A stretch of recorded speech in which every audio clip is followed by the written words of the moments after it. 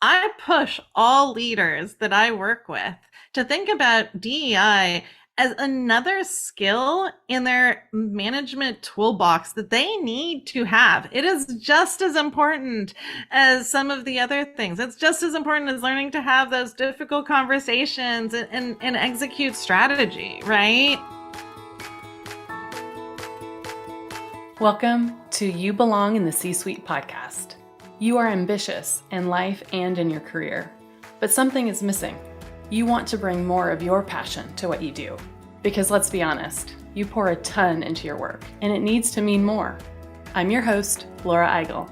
I'm a mom, wife, PhD, coach, advocate, introvert, and indoor rowing fanatic. I'm passionate about living a life that's in line with my values. We'll give you the actionable tips and tools you need to lead with your values, make a difference, and have career success. The world needs more diversity and authenticity in the top jobs at organizations. Your leadership belongs there. You belong in the C-Suite. Hi there, friends. My first book, Values First: How Knowing Your Core Beliefs Can Get You the Life and Career You Want, is now out in the world. Thank you so much for your support of the book. With your help, we are a #1 Amazon bestseller in the business ethics category and a #1 new release for time management in business and business etiquette. I have poured my heart into this book with personal stories and stories from my coaching clients using the Values First framework. Between the constant pressure of job performance and demands on your time, it's easy to lose sight of your values, letting them shift out of alignment. Those simple misalignments are keeping you from feeling joyful and fulfilled. Learn how to recenter your life and career around what truly matters to you. Order Values First now at your favorite independent bookstore or at Barnes & Noble or Amazon. I want to make sure that you are the first to know about every book activity that we have in store, including virtual and in-person events. Stay up to date by joining our list at thecatchgroup.com/valuesfirst. That's thecatchgroup.com/valuesfirst.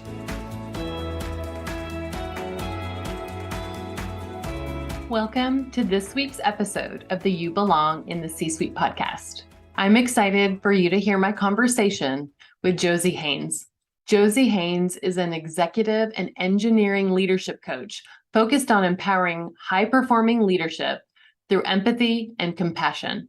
Her mission is to retain women in tech and break the statistic that 56% of women leave tech after 10 to 20 years by empowering engineering leaders with the effective and fair management practices and principles needed to finally move the needle. She has spent over 22 years in the tech industry as an award-winning software engineering leader at the forefront of emerging consumer technology across Silicon Valley, including management roles at Apple, Tile, Zynga, and American Express.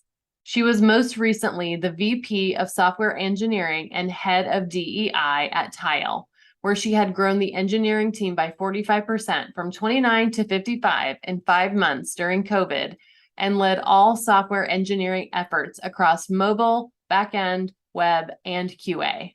At Apple, she led the Siri music team during the development of the HomePod, as well as the Siri media team, which won a technical Emmy for the Siri on Apple TV integration.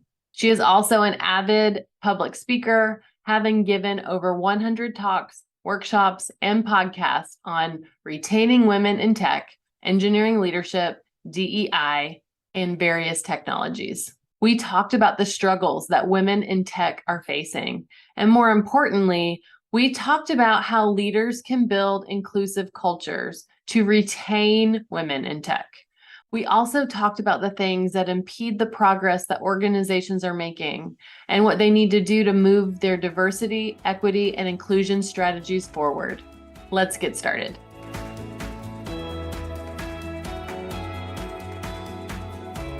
Well, I want to welcome you to the You Belong in the C-Suite podcast. Thank you so much for joining us. I'm so excited to be here. Thank you for having me, Laura. I would love if you could tell us a little bit more about yourself and your career journey. Absolutely. So I've been in the tech industry for 22 years now.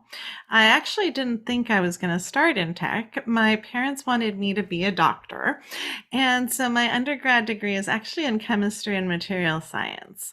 My junior year, though, I realized I had zero interest in going to grad school or becoming a doctor, and I better get a job. So I ended up landing a role for PricewaterhouseCoopers as a technical consultant. And the first thing they do is send you to a 3-month boot camp in Tampa to learn how to code. And I picked it up so quickly. I was soon teaching all my colleagues. And so they flew me out here to California to actually learn a new technology for a week. And that week changed my life. I fell in love with the Bay Area, the culture, the climate. This was the middle of the dot-com boom. So the technology was taking off, and I knew I had to be there to change the world. PricewaterhouseCoopers at the time didn't want to help move me out here since I had just started. And so I said, all right, that's fine. I'll find my own role. And so came out here, interviewed for a number of positions, and landed a job as a web developer at a now defunct .com startup. And that started my tech career in early 2000. And it's taken off since. So I was a software engineer at a variety of different companies for the first 10 years of my career.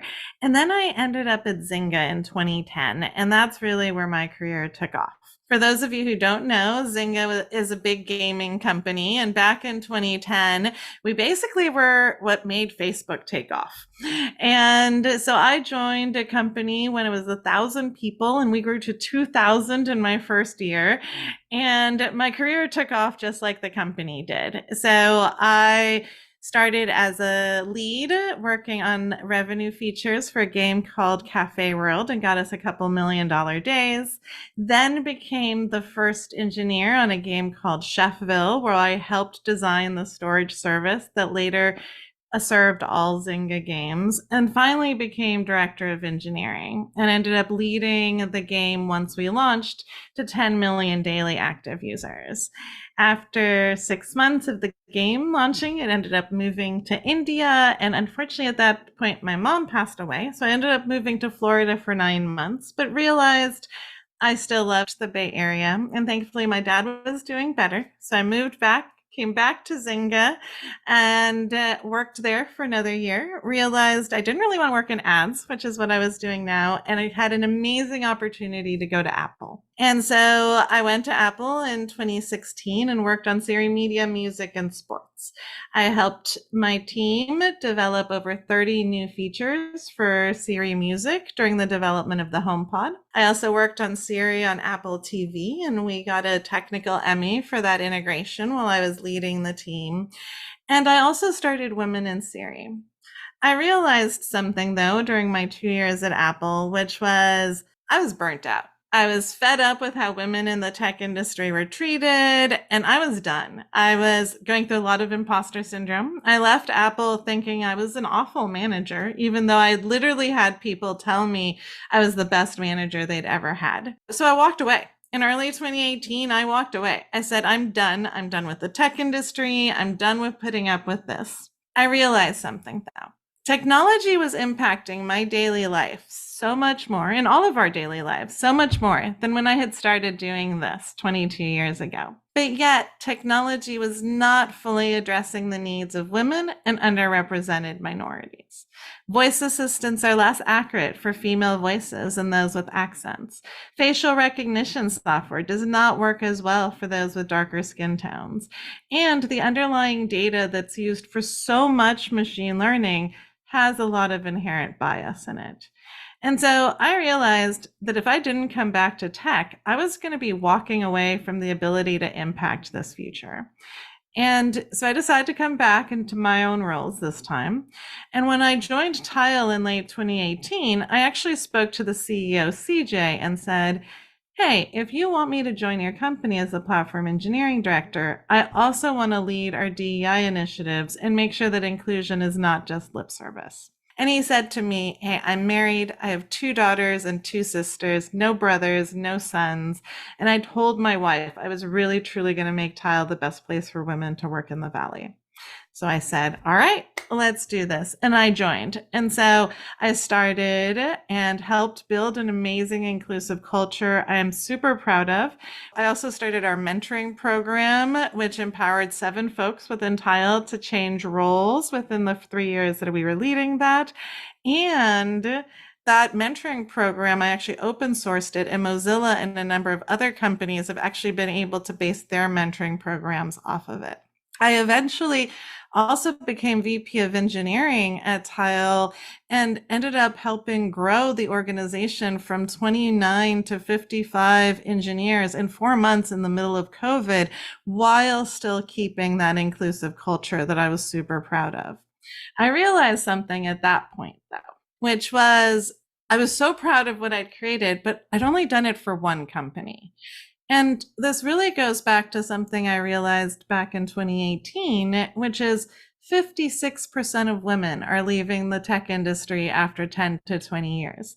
And you would think that the main reason they're leaving is to go start a family, but that's not the reason. It's because of unfairness. And so I realized doing this one company at a time was not truly going to fulfill my mission around retaining women in tech. And so I decided that I was going to leave Tile and start my own business as an engineering leadership coach focused on building inclusive, high performing teams in tech. Because I truly believe that if we can work with the engineering leaders and empower them to build more inclusive cultures, especially since the engineering teams in most tech companies are the largest ones and currently have the least diversity and inclusion, we could finally move the needle and start retaining women in tech. I am so blown away by your passion and your mission. I want to hear more about the struggles that you were facing when you left, because I think we find so many women in those struggles. You said unfairness. You said a culture of burnout. Can you talk a bit more about what they're up against, what these cultures are really like, and just paint that picture for the audience? Absolutely. And so while sometimes, an awful thing can happen to somebody, and I don't want to discount that, I think a lot of times it's what I call death by 1,000 paper cuts. It's the sum of all these little things that are happening on a daily basis that you might not even notice until something happens. And a prime example that I share is during my Apple days and when I was working on Apple TV, my project manager, who we worked very closely with, was a Black man. We would walk into meetings together all of the time. Everyone always assumed he was the engineering manager and I was the project manager, to the point that I actually ended up getting an email apology from someone saying, "Hey, I'm sorry I assumed you were the non-technical one." And it was really when I got that apology letter that I realized just how many times that had happened to me. I couldn't count how many times. Like it was a common occurrence. And so yeah, that's just one example, but it's things like that and having your ideas appropriated, being spoken over in a meeting. Another heartbreaking one is around promotions, right? For every 100 men that are promoted to management, only 72 women are. And so that's creating this broken rung. And then you have a lack of women going up the career ladder, and that's causing a lot of other problems, right? People don't. And the other thing is, a lot of times you're the only in the room, right? And so you look around and you're like, is this just me? Is this in my head? And that's why I think it's so crucial for folks to be building a network and a support system, especially as you get higher up in your career. It ends up being invaluable. Thank you so much for painting that picture. And it is just a picture that you want to change, right? You want to create those inclusive environments and cultures for people to thrive. I think that's where both of us have a common goal of building these inclusive cultures and having more people represented in these big roles. And I love that your mission now is to create bigger impact by not just doing it one company at a time, right? So now you're able to serve in a different way and multiply your impact. Can we talk about next kind of the different levels of impact we might be able to have? So at the individual level, at some of the organizational or systemic levels. Absolutely. And so all individuals have the ability to impact and influence this, right? And I feel so many times, you go into a company and you talk about DEI, and it falls into the responsibility of HR. But I push all leaders that I work with to think about DEI as another skill in their management toolbox that they need to have. It is just as important as some of the other things. It's just as important as learning to have those difficult conversations and execute strategy, right? And so I talk about three pillars that leaders can really impact. And this is leaders at all levels, right? Because you really, no matter what your level is as a leader, you still have the ability to influence your team and those around you. And so the first one is what traditionally gets thought of as DEI, which is those comprehensive DEI practices, things like inclusive hiring, DEI metrics. And all of these things can be a partnership, right? A lot of them do fall under the main responsibility of HR, but I tell leaders, if you want to change your hiring numbers and get more diversity, this is not on your HR team. It's on you to work with them and make that happen, right? And so that's just one example under the comprehensive DEI practices. But the problem is a lot of times we focus on that pillar because it's easy to measure diversity. However, it's pillars 2 and 3 that actually move the needle because they're talking more about the inclusion and equity piece. So pillar 2 is creating that inclusive culture, creating a culture where, you have psychological safety, where people truly believe their opinions are valued and heard and are contributing to the greater good of the company.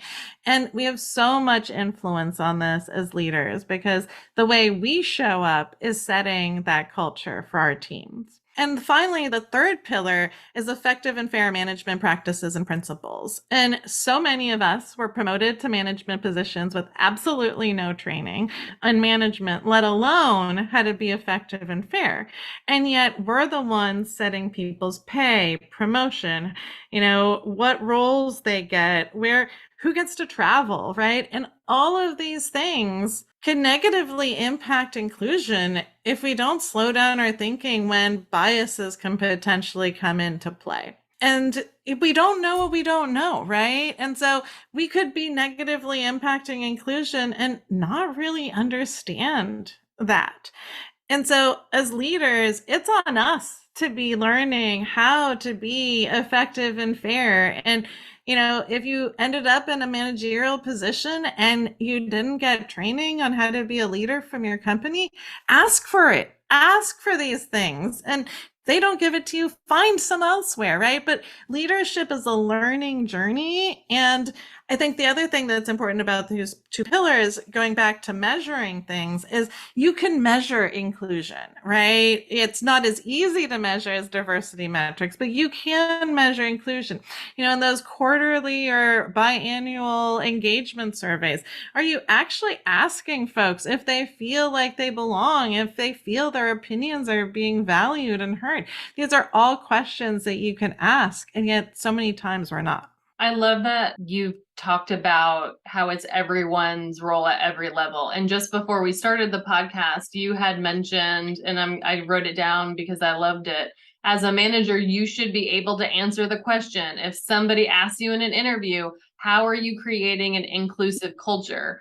So can you answer that question? And I think a lot of leaders right now can't. Exactly. It is so common to ask that question and get deer in the headlights. And the fact that people don't understand that inclusion directly impacts performance and productivity. And that's why I really talk about building inclusive, high performing teams, because so many times, especially in the tech industry, DEI gets placed under this nice to have bucket. But I tell companies inclusion is directly impacting your bottom line.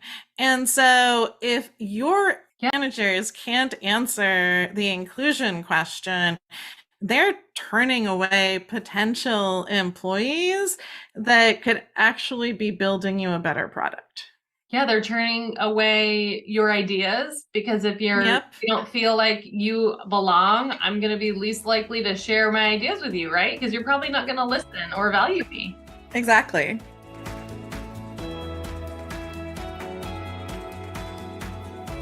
The world is getting more and more complex and a bit chaotic. Pandemic, social unrest, recession, hybrid workforce, you name it, it is here. And it's hard to navigate home and work for yourself and for your team. And what about time for you? It seems non-existent. A recent podcast listener and reader told me the following: this has been a light bulb moment, knowing my values and then identifying boundaries to protect my values and building systems to support those boundaries. It's been incredible. When I've broken one of those boundaries, remembering my values has kept me focused. In Values First, this book can give you the tools to build those boundaries, but more importantly, how to keep them, with a proven framework to identify what matters most to you and the motivation to build a sustainable plan. Values First, how knowing your core beliefs can get you the life and career you want, is now available wherever books are sold. Go to thecatchgroup.com/valuesfirst to learn more and stay connected. That's thecatchgroup.com/valuesfirst. So as we think about kind of more organizational and systemic, what do you think is stopping the progress of some of these organizations? I think it's a couple of things. One is it can be overwhelming, right? I covered 3 pillars. There's a lot to dive into. And so sometimes it can just be, where do you start, right? And for them, I say, especially now, right? We're in an environment where a lot of folks are not hiring. But now's the key time to work on inclusion, because if you can get the inclusive culture built within your team, you will have an easier time actually hiring folks from diverse backgrounds because they'll see you've been making the efforts there. So that's one thing. I think another thing that's really stopping companies is, again, the fact that they're not tying this to the company business performance. And so it's really does fall into that nice to have bucket. But here's the thing. In the tech industry, it is costing us $16 billion a year in inequity every single year. If you take into account that 37% of folks are leaving tech every year because of unfairness, and it costs about $144,000 to replace somebody, and that's low for an engineer, that adds up to that $16 billion price tag. And so, that's another thing we really need to be considering, is why we're not thinking about this as a business case, right? And finally, I think it's because of the messy middle. And what do I mean by that? When you're taking action towards some of these topics, it's really about imperfect action, because it's more important to take the action and try to improve things and make it better. But you're never going to become an expert without going through some messiness. None of us are perfect, right? I'm sure I've messed up plenty of things related to inclusion in my 22-year career. And it's about acknowledging those and being willing to admit, hey, I made a mistake. I'm learning from this. And as leaders, we are on an allyship journey, and it is a journey. It is a learning journey, and it's a learning journey you need to take responsibility for. That's the other thing, right? It's not on the underrepresented minorities to teach you how to be a better ally. It's on you to learn, hey, what are the challenges and how can I truly be making a more inclusive culture? I really resonated with that messy middle and the overwhelm, right? I've worked Mm-hmm. for big companies, small companies, and you're right. It's a journey that we're often keen to take on, and then we form a committee or a person is in charge of it, and it gets stalled out, kind of in that messy middle where you're not seeing results yet, right? Because this is a journey and maybe we're a bit too impatient and we get stalled and we aren't as effective. Yeah, and I think one of the things that can sometimes help with this, again, because sometimes this falls under the nice to have category, is realizing if this is a priority, then let's make it a priority. Where is it in our OKRs and company goals? Like, how are we tying, some of the companies that have had the biggest change when it comes to these initiatives have tied their executive bonuses to DEI because when you focus on it and when you measure it, things will move, right? But if it always is the last thing to be done, it can always easily fall off the plate. Or if it's not funded, right? I see Yes. so many things that are under resourced. Oh, we just hired a chief diversity officer that doesn't have any direct reports or Mm-hmm. has barely a line item budget with not many zeros behind it, right? So it's really hard to then set that person or that small team up for success. Again, making it on a department or HR as opposed to holistic leadership. Yeah, and if you are one of those leaders in those roles, go back to that $16 billion price tag that I was talking about, right? What are your retention numbers at your company? If they are above industry average, look at that. Look at where you're losing your own talent, right? The numbers are there, right? Look at them. So, if people listening want help, can you talk about how you engage with both organizations and individuals, and what are some of the problems that you're solving with your current clients? So my focus is really to be an executive coach for engineering leaders and empowering them to be creating these inclusive, high performing teams. And so I work with both individuals as well as organizations, and I can work with either individual leaders or do a group, depending on the company, and really work through some of these challenges, right? I can also, with organizations, I've also come in and helped them do some analysis, right? Figure out where exactly, working through that overwhelm, right? Where exactly are those challenges and how to come up with a plan to solve them.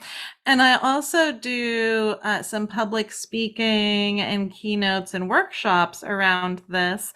So, if the organization is maybe just getting started and wants an overview before diving in, that's another area that I can support teams.